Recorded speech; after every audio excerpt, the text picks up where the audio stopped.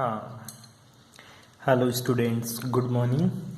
देखिएगा, ये जो वीडियो बना रहा हूँ मैं, ये जो चैप्टर पढ़ रहे हैं अपन, ये सॉल्यूशन है विलियन, जो कि 11th-12th क्लास से बिल्कुल परे हैं। मतलब बिल्कुल तो परे नहीं बोल सकते हैं, लेकिन ये बीएससी थर्ड ईयर का एक बेस्ट चैप्टर है अपना। ठीक है, तो बीएससी थर्ड ईयर में अपन यूनिट फर्स्ट स्टार्ट करने चाह रहे हैं। ये कौन सी केमिस्ट्री का है? ये अपनी भौतिक मतलब फिजिकल केमिस्ट्री का है। कौन सी केमिस्ट्री का? फिजिकल केमिस्ट्री में यूनिट फर्स्ट अपना। ठीक है, याद रखना, ये फिजिकल केमिस्ट्री में यूनिट फर्स्ट है अपनी। और इसमें क्या पढ़ेंगे वो चीज़ देखो। हालांकि 11th-12th में जो अपन पढ़ते हैं वो अपन पूरा पढ़ते हैं, उसमें अपन न्यूमेरिकल बेस्ड पढ़ते हैं। लेकिन जो फिजिकल केमिस्ट्री में जो यूनिट फर्स्ट है अपनी, सॉरी यूनिट फिफ्थ है, ये यूनिट फर्स्ट नहीं है, यूनिट फिफ्थ है। लास्ट की यूनिट अपनी यूनिट फिफ्थ है। ठीक है, वो है अपना सॉल्यूशन। ठीक है, थ्योरी ऑफ डाइल्यूट सॉल्यूशन। उसमें पहला पढ़ेंगे अपन विलियन किसे कहते हैं। जो मैंने 11th क्लास में पढ़ा है एज इट इज़ वही आपको पढ़ना है। पिछले वीडियो में जो मैंने सॉल्यूशन की डेफिनेशन बोली थी वही है। दो या दो से अधिक पदार्थों का समांगी मिश्रण विलियन कहलाता है। क्या कहलाएगा? विलियन किसको बोलते हैं, सॉल्यूशन किसे बोलेंगे? सिंपल सी बात है, पहले आपको विलियन लगाना है हेडिंग। ठीक है, विलियन मतलब सॉल्यूशन। ठीक है, तो सॉल्यूशन की डेफिनेशन क्या होती है गुरुजी? सिंपल सी डेफिनेशन होती है, दो या दो से अधिक पदार्थों का समांगी मिश्रण। दो या दो से अधिक पदार्थों का समांगी मिश्रण। अधिक पदार्थों का समांगी मिश्रण, पदार्थों का समांगी मिश्रण क्या कहलाता है? मेरा विलियन कहलाता है। क्या कहलाता है? मेरा विलियन कहलाता है। दो या दो से अधिक पदार्थों का, मोस्टली दो यूज करते हैं क्योंकि दो चीज कौन कौन सी होती है? एक तो तेरा क्या होता है गुरुजी? एक तो मेरा विलय होता है और दूसरा क्या होता है? मेरा विलायक। एक तो मेरा विलय होता है और दूसरा क्या होता है? मेरा विलायक। ठीक है, जो कम मात्रा में उपस्थित होता है, ठीक है, ये जो विलय होता है ये तो क्या होता है गुरुजी? ये कम मात्रा में उपस्थित होता है, उसको तो मैं विलय बोलूंगा। और जो अधिक मात्रा में उपस्थित हो, कौन सी मात्रा में? अधिक मात्रा में उपस्थित हो, उसको मैं क्या बोलूंगा? विलायक बोलूंगा। सिंपल सी डेफिनेशन है विलय और विलायक क्या होता है। जो गुरुजी कम मात्रा में उपस्थित हो उसे तो विलय, और जो अधिक मात्रा में उपस्थित हो उसको विलायक बोलते हैं। अब तूने और बात बोली, 12th क्लास में अपन ये डेफिनेशन पढ़ते हैं क्या? दो पदार्थों का समांगी मिश्रण क्या कहलाता है? विलियन। मैंने यहाँ पे और ऐड कर दिया, दो या दो से अधिक पदार्थों का समांगी मिश्रण क्या कहलाता है? विलियन। तो गुरुजी दो से अधिक पदार्थ होंगे तो उसमें विलय कौन कौन से होंगे, विलायक कौन कौन से होंगे? तो देख मेरे भाई, जो दो पदार्थ होते हैं उसमें तो क्या होता है? एक तो विलय होता है और एक क्या होता है? मेरा विलायक। तो ऐसा विलियन मेरा द्विअंगी विलियन कहलाता है। क्या कहलाएगा? द्विअंगी विलियन। ऐसा विलियन जिसके केवल दो अंग हो, एक तो विलय हो और दूसरा क्या हो? विलायक हो। क्या कहलाएगा? मेरा द्विअंगी विलियन। क्या कहलाएगा रे? द्विअंगी विलियन। क्या कहलाएगा? द्विअंगी विलियन। बात आती है गुरुजी ऐसा विलियन जिसमें दो तो क्या हो? विलय हो, दो तो क्या हो? विलय, और एक क्या हो? मेरा विलायक हो। ऐसा विलियन क्या कहलाएगा गुरुजी? ऐसा विलियन मेरा त्रिअंगी विलियन कहलाएगा। क्या कहलाएगा? मेरा त्रिअंगी विलियन। अच्छा गुरुजी, इंग्लिश में क्या बोलेंगे इसको? तो बाइनरी बोलेंगे अपन। क्या बोलेंगे? Binary solution. इसको क्या बोलेंगे? Tertiary solution. क्या बोलेंगे? Tertiary solution. ध्यान दे इस चीज के बारे में। और इसी तरह अगर मेरा तीन तो सोल्यूट हो, तीन तो सोल्यूट, सोल्यूट मीन्स विलय हो, और एक क्या हो? मेरा सॉल्वेंट हो। एक क्या हो? मेरा सॉल्वेंट मतलब विलायक हो। तो ऐसा विलियन क्या कहलाएगा मेरा? ऐसा विलियन मेरा चतुरंगी विलियन कहलाएगा। क्या कहलाएगा? चतुरंगी विलियन कहलाएगा। ठीक है, इसको क्या बोलूंगा मैं? क्वाड्रेट। क्या बोलेंगे? ठीक है मेरे भाई, ध्यान दे इस चीज के बारे में। तो विलियन दो या दो से अधिक पदार्थों का समांगी मिश्रण क्या कहलाता है? विलियन। दो विलियन, दो पदार्थ कौन कौन से? एक तो विलय और दूसरा विलायक। विलय क्या होता है? जो कम मात्रा में उपस्थित हो। विलायक क्या होता है? जो अधिक मात्रा में उपस्थित हो। क्या कहलाएगा? मेरा विलायक। ठीक है, ऐसा विलियन द्विअंगी विलियन कहलाता है जिसमें दो विलय एक विलायक हो, त्रिअंगी तीन विलय और एक विलायक हो, तो उसको क्या बोलूंगा मैं? चतुरंगी विलियन कहते हैं। ठीक है, अब चलते हैं विलय की सांद्रता के आधार पर विलियन के प्रकार। ठीक है, अब विलियन के type of solution according to concentration of solute. ठीक है, type of solution according to concentration of solute. विलय की मात्रा के आधार पर विलियन। विलियन के प्रकार क्या है? हेडिंग लगा लेना सभी। विलय की मात्रा के आधार पर, विलय की मात्रा के आधार पर, विलय की मात्रा के आधार पर विलयन के प्रकार, विलयन के प्रकार। ठीक है, देख मेरे भाई, विलय की मात्रा, विलय की मात्रा मतलब गुरुजी विलय कम डालूं अधिक डालूं उसके अकॉर्डिंग मेरा विलयन कितने प्रकार का होता है। ठीक है, तो इसके अकॉर्डिंग जो मेरा विलयन होता है वो मेरे भाई 3 प्रकार का होता है। कौन कौन सा होता है? पहला जो विलयन होता है गुरुजी वो होता है मेरा संतृप्त विलयन। कौन सा होता है? पहले असंतृप्त लगा, क्या? असंतृप्त विलयन। ठीक है, असंतृप्त विलयन। दूसरा कौन सा होता है गुरुजी? मेरा संतृप्त विलयन।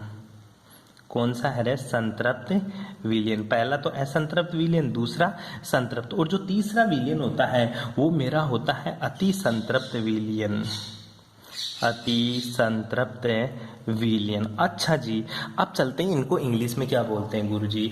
जो पहला होता है संतृप्त विलयन उसको मैं बोलूँगा सैचुरेटेड सॉल्यूशन। क्या बोलूँगा इसको? Saturated, sorry unsaturated. असंतृप्त बोल रहा है ना, तो पहला जो है वो क्या होगा मेरा Guruji? Unsaturated, unsaturated solution, unsaturated solution. दूसरा संतृप्त है तो इसको क्या बोलूँगा गुरुजी? सैचुरेटेड।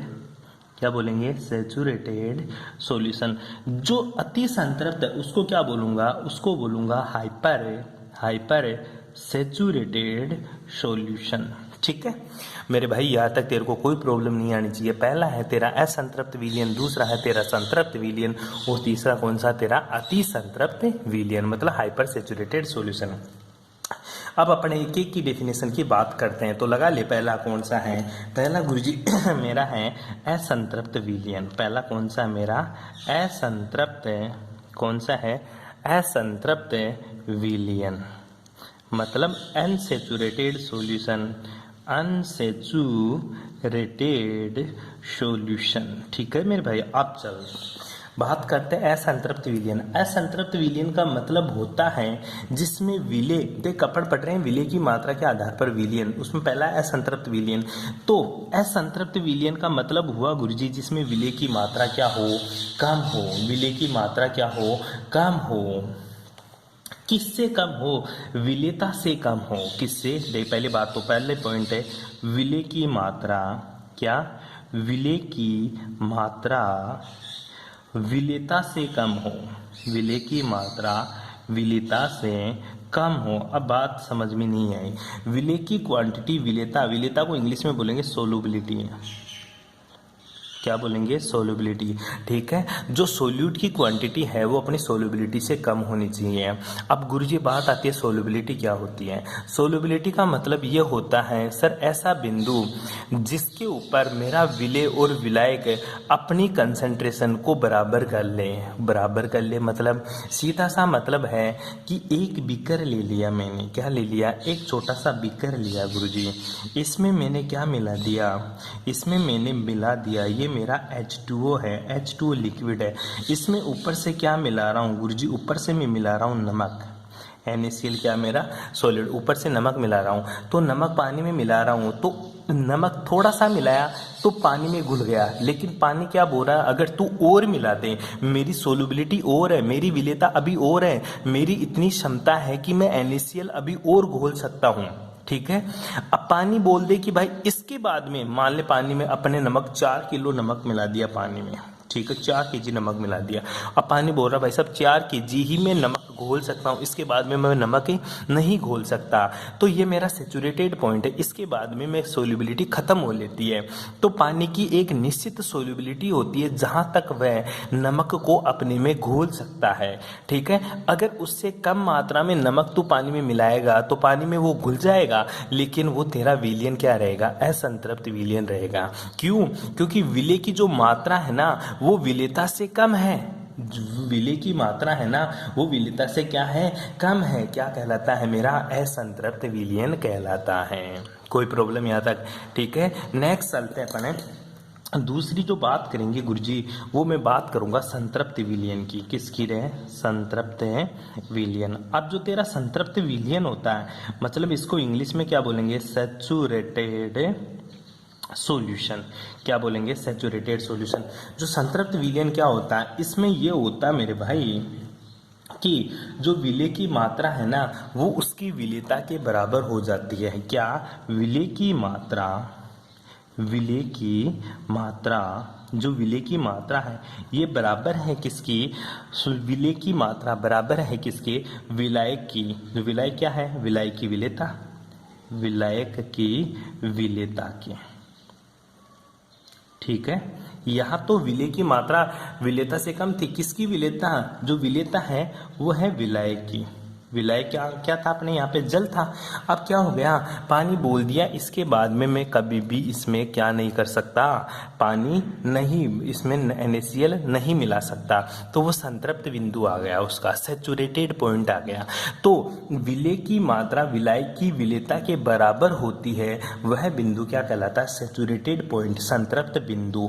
और ऐसा विलयन क्या कहलाएगा? संतृप्त विलयन कहलाएगा, सैचुरेटेड सॉल्यूशन कहलाएगा। अर्थात ऐसे विलयन जिसमें एक निश्चित ताप पर विलय की और अधिक मात्रा ना घोली जा सके संतृप्त विलयन कहलाता है। एक निश्चित ताप पर मान ले रूम टेम्परेचर के ऊपर बात करते हैं अपन। अपने रूम का टेम्परेचर है 25 डिग्री सेल्सियस है, तो बात करते हैं 25 डिग्री सेल्सियस के ऊपर पानी में मैं जितना नमक घोल सकता हूँ और पानी मना कर दे कि भाई अब मैं इसमें पानी नमक नहीं घोल सकता, तो वह बिंदु क्या कहलाएगा? मेरा सैचुरेटेड पॉइंट। ठीक है, इसको अपन सैचुरेटेड पॉइंट बोलते हैं। हाँ, तो संतृप्त विलयन की जो परिभाषा हुई वो ये है कि वह विलयन जिसमें विलय की मात्रा उसकी विलेयता के बराबर घुला रहता है संतृप्त विलयन कहलाता है। अर्थात ऐसा विलयन जिसमें एक निश्चित ताप पर विलय की और अधिक मात्रा न घुली जा सके संतृप्त विलयन कहलाता है। ठीक है, मतलब एक निश्चित ताप की बात कर रहा था, वो ताप अपना 25 डिग्री मान लिया। 25 डिग्री मतलब रूम टेम्परेचर के ऊपर तूने एक गिलास लिया, गिलास में क्या मिलाना शुरू कर दिया? पानी, नमक मिलाना शुरू कर दिया, शुगर मिलाना शुरू कर दिया। तो एक निश्चित बिंदु तक शुगर या नमक तेरा घुल जाएगा, उसके बाद में घुलना बंद हो जाएगा। जिस बिंदु तक ये नमक और पानी घुलता रहता है वह बिंदु संतृप्त विलयन कहलाता है। और उस टाइम पे जो विलयन बनता है वो तेरा संतृप्त विलयन कहलाता है। जैसे तेरी चाशनी हुई, ठीक है, ये तेरे संतृप्त विलयन होते हैं। ठीक है मेरे भाई, अब बात आती है गुरुजी, एक और बात बताया था तू, कौन सा? जो बात बताया वो तीसरा पॉइंट बोल रहा था तू, तेरा अति संतृप्त विलयन। क्या बोला तूने? अति संतृप्त। कौन सा? अति संतृप्त विलयन। अति संतृप्त विलयन मतलब हाइपर सैचुरेटेड सॉल्यूशन।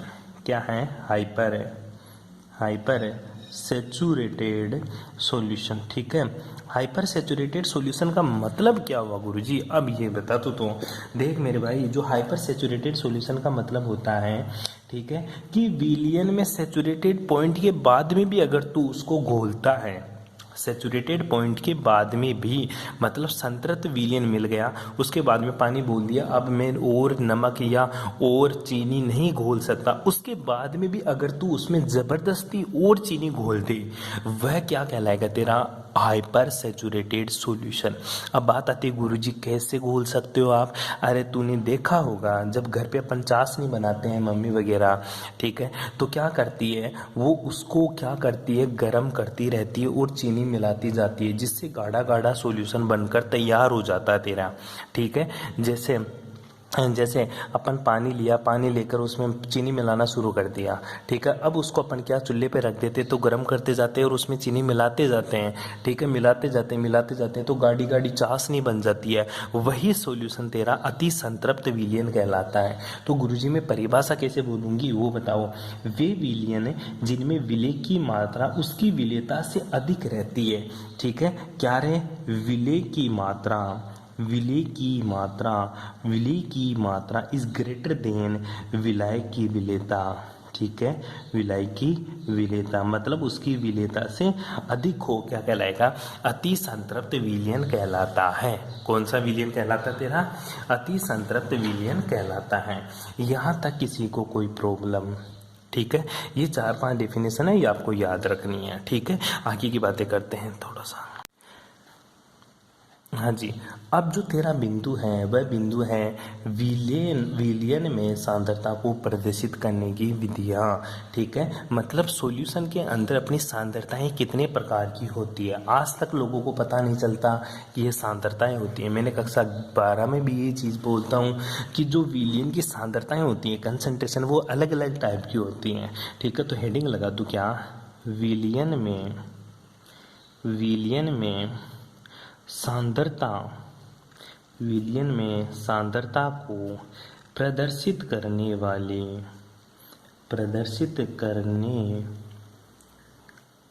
करने की विधियाँ, विलयन में सांद्रता को प्रदर्शित करने की विधियाँ। अब कौन कौन सी विधि होती है सांद्रता को प्रदर्शित करने की। ठीक है, पहली चीज़ तो देखें, अपन ने कक्षा 12 में भी पढ़ा था, ठीक है, कि गुरुजी सांद्रता को प्रदर्शित करने की बहुत सारी विधियाँ होती हैं। पहली है तेरी वेट बाय वेट, दूसरी तेरी वेट बाय वॉल्यूम। ठीक है, वेट बाय वेट और वेट बाय वॉल्यूम दो चीज़ से प्रदर्शित कर सकता हूँ। एक तो वेट बाय वेट से, ठीक है, दूसरा किससे प्रदर्शित करता हूँ मैं, वेट बाय वॉल्यूम से। ठीक है, अब बात आती है गुरुजी वेट बाय वेट और वेट बाय वॉल्यूम, ये भी कितने टाइप की होती है। ठीक है, ये भी तो देखें गुरुजी, वेट बाय वेट और वेट बाय वॉल्यूम ये भी कितने प्रकार की होती है। देख ले, जो तेरी वेट बाय वेट होती है उसमें पहला जो पढ़ेंगे अपन, वो पढ़ेंगे अपन मोललता। क्या पढ़ेंगे, मोललता। ठीक है, जिसको किससे दिखाते हैं, स्मॉल m से प्रदर्शित करते हैं।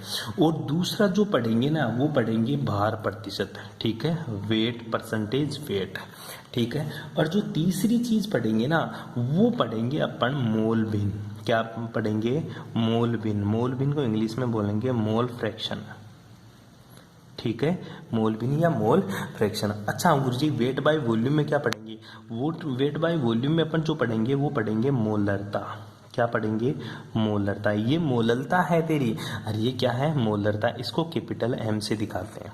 दूसरा जो पढ़ेंगे इसमें, वो पढ़ेंगे अपन नॉर्मलता।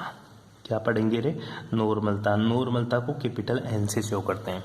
जो तीसरी चीज पढ़ेंगे मेरे भाई, वो तीसरी चीज जो पढ़ेंगे वो पढ़ेंगे अपन फॉर्मलता। ठीक है, क्या पढ़ेंगे रे, फॉर्मलता, जिसको स्मॉल f से शो करते हैं। ठीक है, ये सारी बातें अपन पढ़ेंगे विलयन में सांद्रता को प्रदर्शित करने की विधियाँ। तो पहला है, लगा ले हेडिंग 2, भार इकाई। भार इकाई का मतलब क्या, वेट बाय वेट। ठीक है, तो पहली चीज है गुरुजी, वो है मेरा भार इकाई। पहला जो पॉइंट लगा दिया मैंने, या ए और एप्पल कर लेना इसको, तो इसको पढ़ेंगे अपन भार इकाई, वेट बाय वेट इकाई। ठीक है, इसको बोलते हैं परसेंटेज वेट बाय वेट भी। ठीक है, परसेंटेज आगे भी लगा ले, पीछे भी लगा ले, पीछे लगाएगा तो ज़्यादा अच्छा लगेगा। ठीक है, अब गुरुजी वेट बाय वेट का मतलब क्या हुआ। ठीक है, और वेट बाय वॉल्यूम का मतलब क्या हुआ। वेट बाय वेट का मतलब होता है, ऊपर जो वेट दे रखा होता है ये विलेय का दे रखा होता है, और जो नीचे वेट दे रखा होता है ये विलायक का दे रखा होता है। किसका दे रखा होता है, विलायक का। ठीक है, तो इसका मतलब ये हुआ गुरुजी, वे इकाइयाँ जिनमें विलेय तथा विलायक दोनों की मात्रा किसमें ली जाती है, बाहर में ली जाती है। क्या है मेरे भाई, गुरुजी भार इकाई का मतलब हुआ विलेय व विलायक। क्या, विलेय व विलायक। विलेय और विलायक हैं, इन दोनों की जो इकाई है, ठीक है, दोनों की जो मात्रा है, विलेय व विलायक दोनों की मात्रा किस में ली जाती है गुरुजी, दोनों की मात्रा किस में ली जाती है, भार में ली जाती है। किस में ली जाती है, भार में। तो वो कौन सी इकाई कहलाती है, भार इकाई कहलाती है। तो लिखो, वे इकाइयाँ जिनमें विलेय तथा विलायक दोनों की मात्रा भार में ली जाती है, भार मात्रक कहलाते हैं, या भार इकाई कहलाती है। इसमें जो पढ़ेंगे अपन, वो पढ़ेंगे क्या, मोललता। क्या पढ़ेंगे, मोललता। लेकिन अपन 12th क्लास से मोलरता, नॉर्मलता, फॉर्मलता, फिर मोललता ये पढ़ते आ रहे हैं, तो अपन भी उसी के अकॉर्डिंग पढ़ेंगे। ठीक है, दूसरी जो डेफिनेशन लिखेगा तू किसकी लिखेगा, ठीक है, दूसरी डेफिनेशन लिखिएगा किसकी, तू वेट बाय वॉल्यूम। तो वेट बाय वॉल्यूम को क्या बोलेंगे अपन गुरुजी, वेट बाय वॉल्यूम को पढ़ता हूँ मैं भार आयतन इकाई। क्या बोलूँगा, भार आयतन इकाई। भार आयतन इकाई, इसको बोलूँगा weight by volume, percentage weight by volume. तो इसमें देख, ठीक है, इसमें जो बात करते हैं ना, वो है ऊपर जो वॉल्यूम दे रखा होता है, ठीक है। ऊपर जो वेट दे रखा होता है, ये जो वेट दे रखा होता है ना, ये तो वेट देता है गुरुजी किसका, विले का, किसका रे, विले का। और जो नीचे वॉल्यूम दे रखा होता है, ये किसका होता है, विलियन का, किसका, विलियन का। तो वे मात्रक जिनमें विलय को भार के रूप में और विलाय को आयतन के रूप में प्रदर्शित किया जाता है, भार आयतन मात्रक कहलाते हैं। डेफिनेशन में तो ये आयतन किसका बोलेंगे अपन, विलाय का, किसका बोलेंगे, विलय का। पर एक्चुअल में जो डेफिनेशन होती है वो विलियन का होता है। ठीक है, तो तू डेफिनेशन में क्या लिखेगा, वे मात्रक है जिनमें विलय को भार के रूप में एवं विलाय को आयतन के रूप में प्रदर्शित किया जाता है, भार आयतन मात्रक कहलाते हैं। कोई दिक्कत यहाँ तक, ठीक है। डेफिनेशन लिख लोगे। उसके बाद में जो अपन बात करेंगे वो बात करेंगे, सबसे पहला अपन बात करने जा रहे हैं, पहला जो पढ़ेंगे वो पढ़ेंगे गुरुजी मोलरता। क्या पढ़ेंगे, मोलरता। ठीक है, मोलरता को किससे दिखाते हैं, कैपिटल एम से दिखाते हैं। किससे दिखाते हैं, कैपिटल एम से। इंग्लिश में इसको मोलेरिटी बोलते हैं, MOLERITY। ठीक है, मोलेरिटी। तो सिंपल सी डिफिनेशन है गुरुजी मोलेरिटी। ठीक है, तो मोलेरिटी का सबसे पहले तेरे को फॉर्मूला आना चाहिए। ठीक है, तो पहले तो इसको कैपिटल एम से दिखाते हैं। फॉर्मूला सीधा सा याद कर ले तू, विलय के मोलों की संख्या। ठीक है, तो ऊपर क्या लिखेगा, विलय के मोल। ठीक है, विलय के मोल, क्या लिखेगा ऊपर, विलय के मोल डिवाइडेड बाय विलियन का आयतन। विलय के मोल डिवाइडेड बाय विलियन का आयतन। विलियन का जो आयतन होता है वो किस में लेता है, लीटर में। किस में लेता है, लीटर में। हाँ गुरुजी, मैं तो आयतन को अगर ml में लूँ तो, अगर आयतन को तू ml में लेगा तो डेफिनेशन हो जाएगी, विलय